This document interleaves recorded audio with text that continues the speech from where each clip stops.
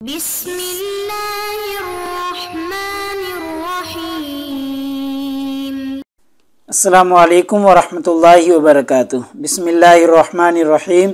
عزیز طلباء کرام، ایم اے اسلامیات کے مضمون فقہ و اصول الفقہ کا آج ہمارا سبق نمبر 125 ہے، جس کا عنوان ہے کتاب الطلاق کا الجملۃ الثالثہ، اور انشاءاللہ عبارت میں بھی آج ہم الجملۃ الثالثہ سے شروع کریں گے۔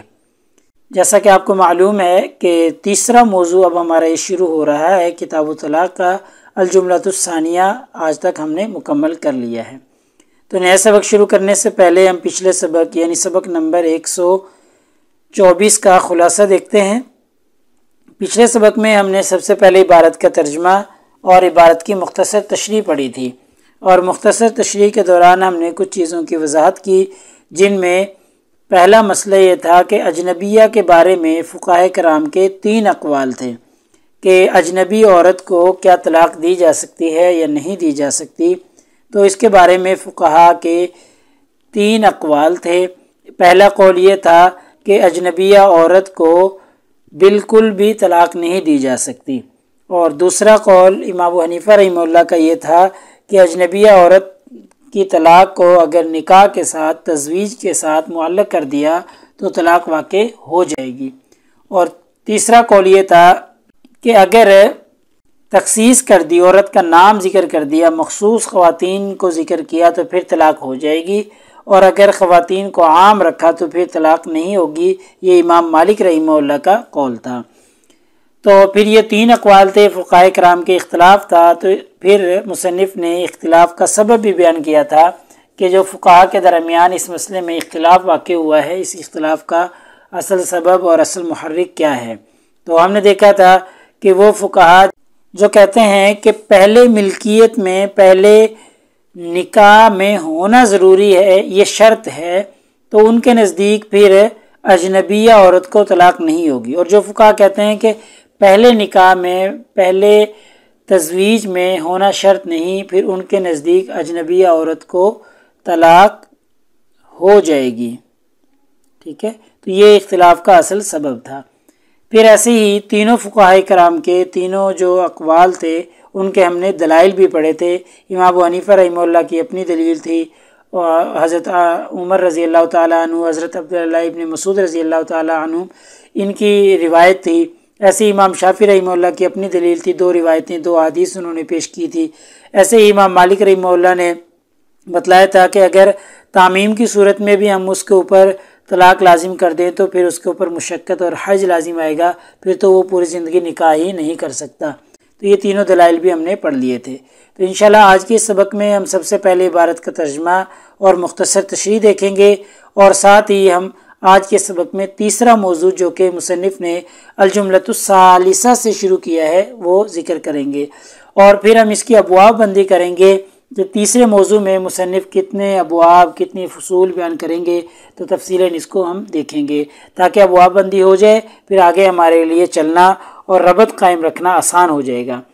ایسے ہی پھر آج کے اس سبق میں ہم پہلا باب شروع کریں گے، ابواب بندی کے بعد جو پہلا باب ہوگا الجملۃ الثالثہ کا وہ شروع کریں گے، اور وہ پہلا باب جو ہے طلاق رجعی میں رجوع کے احکامات سے متعلق ہے کہ اگر کوئی شخص اپنی بیوی کو طلاق رجعی دے دیتا ہے تو پھر رجوع کس طریقے سے کرے گا، رجوع کے احکامات کیا ہیں، پہلا باب اس بارے میں ہے۔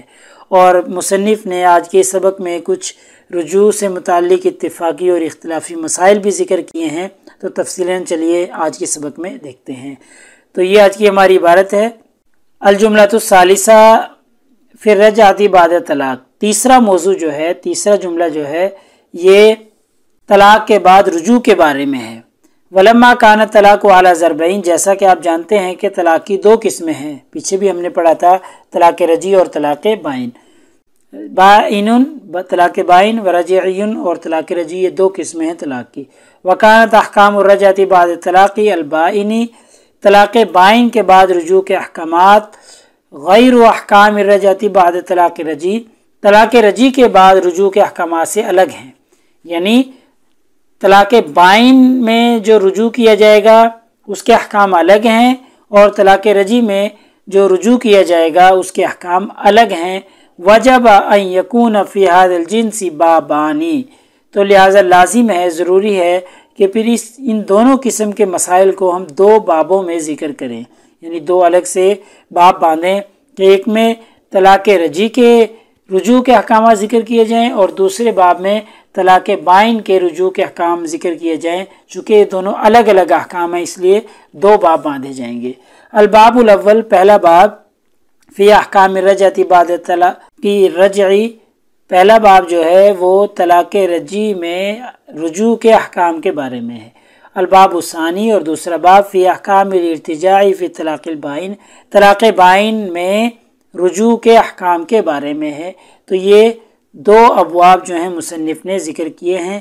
اس کو تفصیلاً آپ اس ڈائیگرام سے بھی سمجھ لیں، پہلے بھی ہم نے دیکھا تھا کہ ہماری جو بدایت المجتہد کی کتاب الطلاق چل رہی ہے، کتاب الطلاق کا الجملۃ الاولیٰ بھی ہم نے پڑھ لیا تھا اور الجملۃ الثانیہ ہم نے مکمل ابھی کیا ہے، اور اب ہم نے الجملۃ الثالثہ یعنی تیسرا موضوع شروع کیا ہے۔ اس کے بعد آخری ہمارا صرف الجملۃ الرابعہ رہ رہا ہے، وہ بھی انشاءاللہ ہم جلد ہی مکمل کر لیں گے۔ تو الجملۃ الثالثہ کے مصنف نے دو باب باندھے ہیں، پہلے باب میں طلاق رجعی کے رجوع کے احکام اور دوسرے باب میں طلاق بائن کے رجوع کے احکام ذکر کیے جائیں گے۔ تو یہ مختصر سا باب ہے، مختصر سا موضوع ہے الجملۃ الثالثہ، جس میں صرف دو ابواب ہیں، تو انشاءاللہ جلد ہی ہم یہ بھی مکمل کر لیں گے۔ تو آگے دیکھیں الباب الاول، یہاں سے مصنف نے پہلے باب کو شروع کر دیا ہے باقاعدہ طور پر، فی احکام الرجعۃ فی الطلاق بعد الرجعی، طلاق رجعی میں رجوع کے احکام کے بارے میں ہے یہ پہلا باب۔ تو یہاں سے شروع کرتے ہیں مصنف، واجمع المسلمون علی ان الزوج یملک رجعۃ الزوج فی الطلاق الرجعی ما دامت فی العدۃ من غیر اعتبار رضاها، مسلمان فقہا کا اس بات پر اجماع ہے کہ شوہر کے پاس یہ حق ہے کہ وہ طلاق رجعی میں اپنی بیوی سے رجوع کر لے، اس کا مالک اور اس کا حق شوہر کے پاس ہے، کہ شوہر کے پاس یہ حق ہے، وہ اس چیز کا مالک ہے کہ وہ طلاق رجعی میں عورت سے رجوع کر سکتا ہے۔ کب تک؟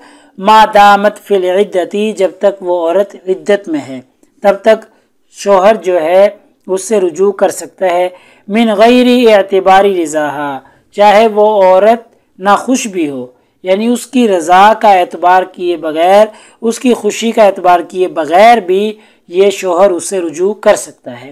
یعنی اگر عورت نہ بھی چاہے رجوع کروانا تو پھر بھی یہ شوہر اس سے رجوع کر سکتا ہے، ٹھیک ہے۔ تو اس بات میں فقہا کا اتفاق ہے، سارے مسلمان فقہا اس بات پر جمع ہیں، ان کا اجماع ہے کہ شوہر کے پاس یہ حق ہے طلاق رجعی میں عدت گزرنے سے پہلے عورت کی خوشنودی کو دیکھے بغیر اس سے رجوع کر سکتا ہے۔ کیوں؟ لقولہ تعالی، اللہ تعالیٰ کا فرمان ہے، وَبُعُولَتُهُنَّ أَحَقُّ بِرَدِّهِنَّ فِي ذَلِكَ، سورۃ البقرہ کی آیت مبارکہ ہے کہ ان کے شوہر انہیں پھر زوجیت میں لینے کے حقدار ہیں۔ وَبُعُولَتُهُنَّ، ان کے شوہر، احق حق رکھتے ہیں، بِرَدِّهِنَّ فِي ذَلِكَ، دوبارہ سے زوجیت میں دوبارہ سے اپنے نکاح میں لینے کے، یعنی دوبارہ رجوع سے کر کے ان کو دوبارہ سے اپنے نکاح میں رکھ سکتے ہیں۔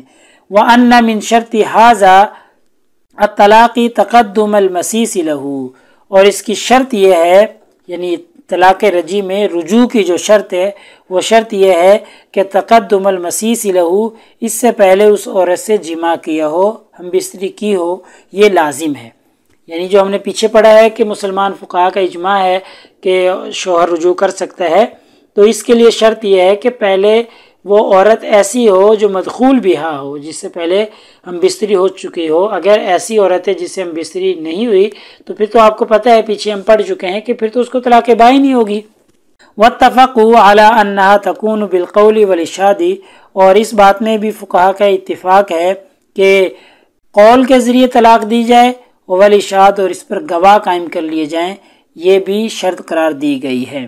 یعنی جیسے اس عورت کا مدخول بیاہ ہونا ضروری ہے، ایسے ہی قول کے ذریعے طلاق دینا ضروری ہے، پھر وہ رجوع کرے گا، اور گواہ بنانا بھی ضروری ہے، پھر وہ رجوع کرے گا۔ واختلفوا هل الاشهاد شرط في صحتها ام ليس بشرط، تو یہ قول کے ذریعے طلاق دینا اور گواہ مقرر کرنا یہ ضروری تو ہے، لیکن اس بات میں فقہا کا اختلاف ہے، شرط فی صحتها، کہ آیا اس کی صحت کے لیے وہ شرط ہے، ام لیس بشرط، یا اس کی صحت کے لیے وہ شرط نہیں ہے، یعنی قول کے ذریعے طلاق دینا اور اشہاد گواہ مقرر کرنا، کیا یہ اس کی صحت کے لیے شرط ہے یا شرط صحت کے لیے نہیں ہے، ویسی لازم ہے۔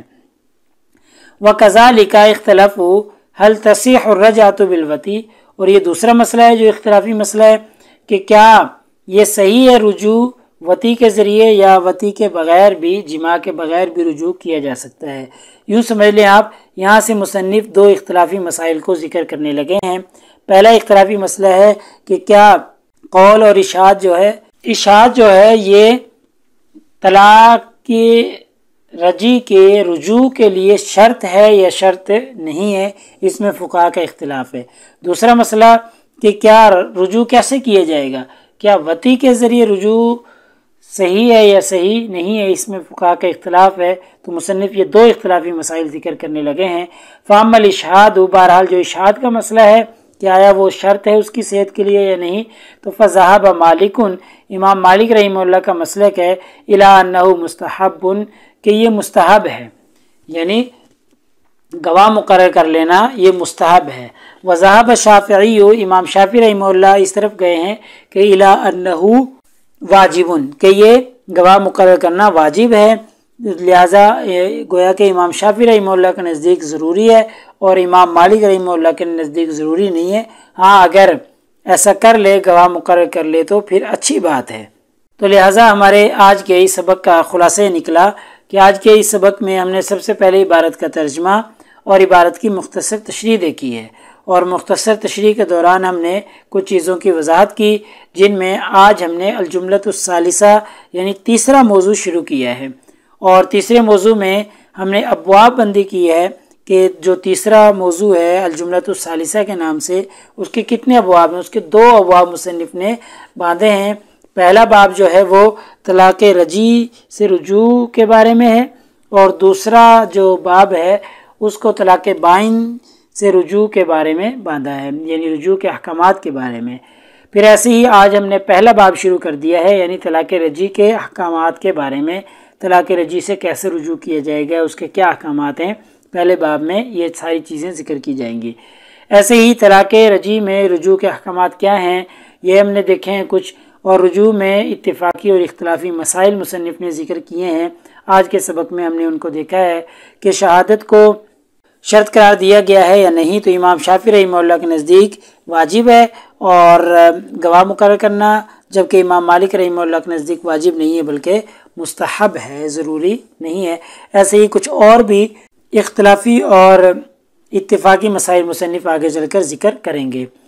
تو پیپر میں پوچھے جانے والے سوالات سے متعلق اگر ہم گفتگو کریں تو وہی سوال کہ جی مذکورہ عبارت کا ترجمہ اور مذکورہ عبارت کی تشریح کریں، اور ایسے ہی طلاق رجی کے احکامات اور اس کی شرائط فقہاء کے اقوال کی روشنی میں بیان کریں۔ یہ ابھی ہمارا سوال کا جواب مکمل نہیں ہوا، یہ آگے بھی ابھی چلتا رہے گا، تو انشاءاللہ بہت جلد یہ مکمل ہو جائے گا کہ طلاق رجی کے کون کون سے کیا کیا احکامات ہیں، اس کی شرائط کیا ہیں، اور تو فقہاء کے ان کے بارے میں اقوال کیا ہیں۔ کچھ ابھی ہم نے دیکھ لیے ہیں، باقی انشاءاللہ اگلے اسباق میں یہ چلتے رہیں گے۔ تو انشاءاللہ اگلے سبق نمبر 126 میں بدایت المجتہد کی کتاب الطلاق کا الجملۃ الثالثہ چلتا رہے گا۔ انشاءاللہ اگلے سبق میں ہم وسبب الخلاف سے پڑھیں گے، یعنی جو یہ مسئلہ گزرا ہے امام مالک اور امام شافعی رحمہ اللہ کے نزدیک اختلافی مسئلہ تھا، اس اختلاف کا اصل سبب اور اصل محرک کیا ہے، اگلے سبق میں ہم دیکھتے ہیں۔ جزاکم اللہ خیر۔ السلام علیکم ورحمۃ اللہ وبرکاتہ۔ اللہ پاک آپ سب لوگوں کا حامی و ناصر ہو۔ اگلے سبق تک اجازت چاہتا ہوں۔ اللہ تعالیٰ آپ کو کامیابیاں اور خوشیاں اور ترقیاں نصیب فرمائے۔